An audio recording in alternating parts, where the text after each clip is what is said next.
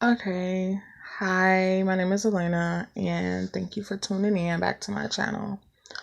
Today I wanted to talk about more so about the C2s and C4s of the drug community.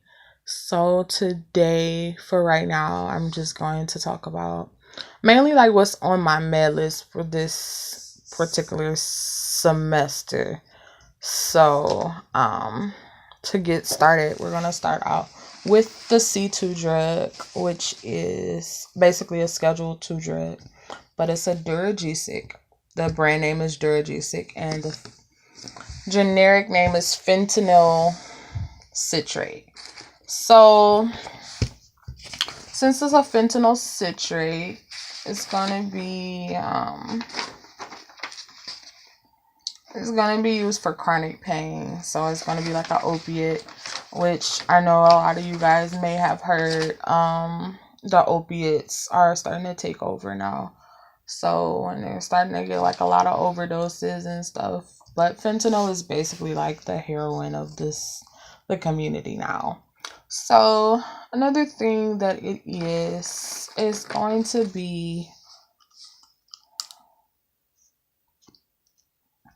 an opiate agonist. So things that is gonna have like effects.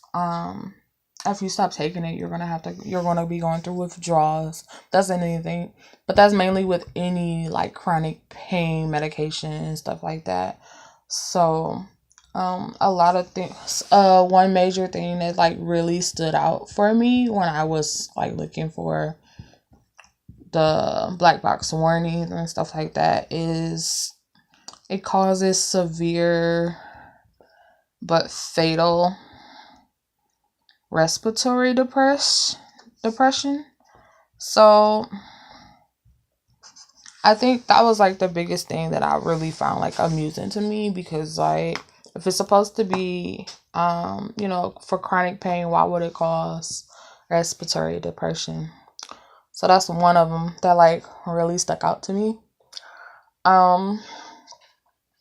So with any chronic pain, it being an opiate agonist, you're going to have a antagonist would be naproxen, or not naproxen. I think it's naloxone. I think it might be naloxone.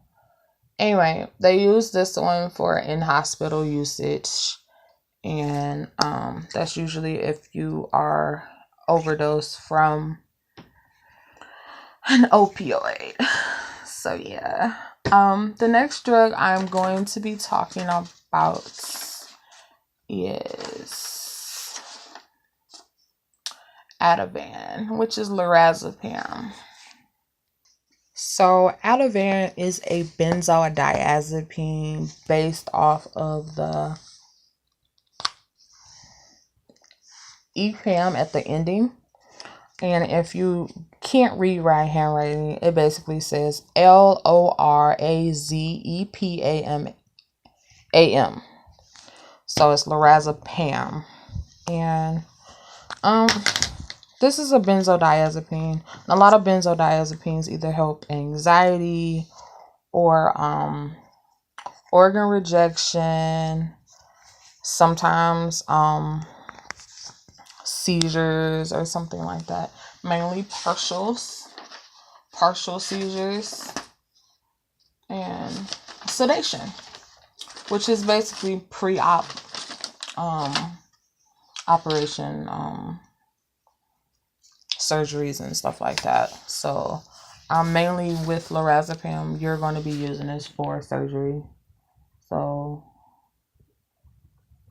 it's mainly, well, I wouldn't say mainly, but you'll see this a lot in surgery. And this one is used a lot for anxiety disorders. So like generalized anxiety or OCD and stuff like that. But benzodiazepines cause a lot of drowsiness.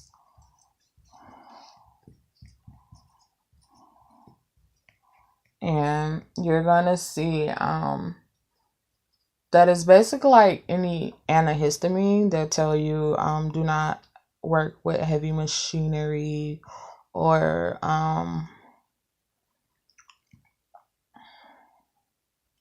it impairs basically mental and physical abilities. So impairment of mental and physical.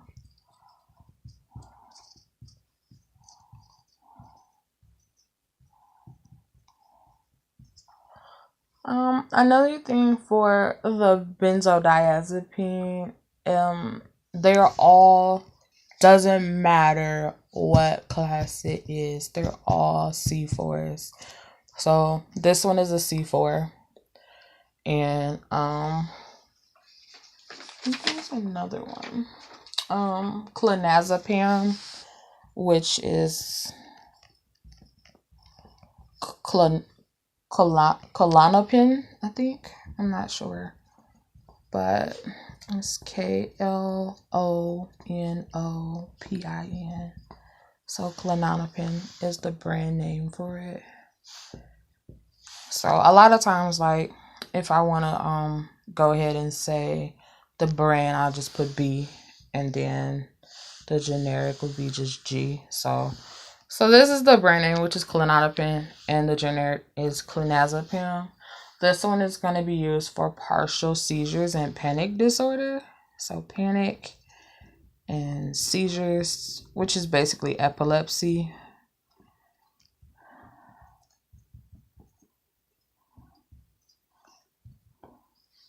Another one, another thing that they always tell you to do is do not drink alcohol. It causes a lot of interactions.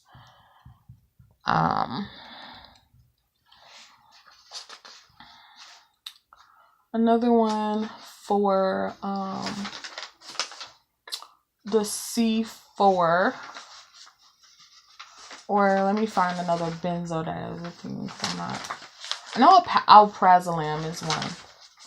Now I forget which one, like what the brand name of it is. If you know it, please comment down below. Alprazolam. So anyway, the benzodiazepine, the benzo class, all in an EPAM or OLAM. There might be a few that do not end in these two classes, but they're almost always that. So if you didn't learn anything else today, know that those two endings are always benzodiazepine, and benzodiazepine are always C4s. Doesn't matter. So the next class, well, I'm still going to deal with the same C4s, but I'm dealing with two more different classifications. So starting with the next one, Lunesta. I'm pretty sure everybody has heard of Lunesta and seen the constant commercials. But what does it do? The generic name is Zopiclone. If I'm not mistaken, I have no idea how to say that. I've just always seen it as this. So with that, you have it being used for insomnia. So insomnia is basically for people like not wanting to pull an all-nighter, but almost like you can't go to sleep. So it's like you have to pull an all-nighter.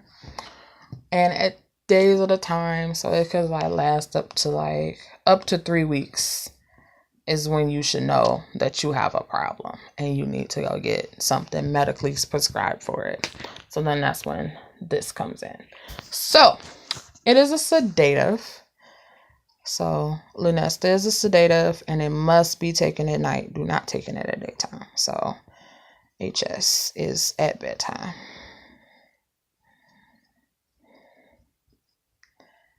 Another thing is, do not immediately stop this drug. Always wean yourself off.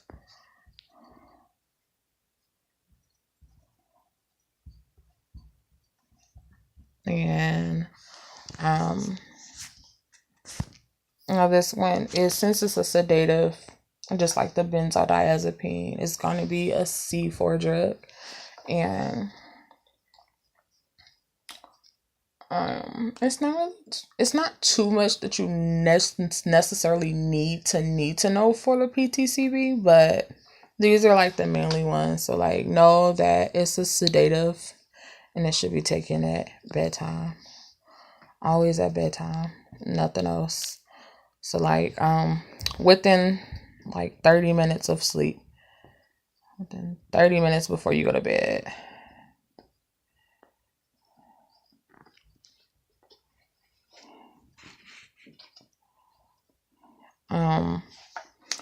And that's really about it for Lunesta.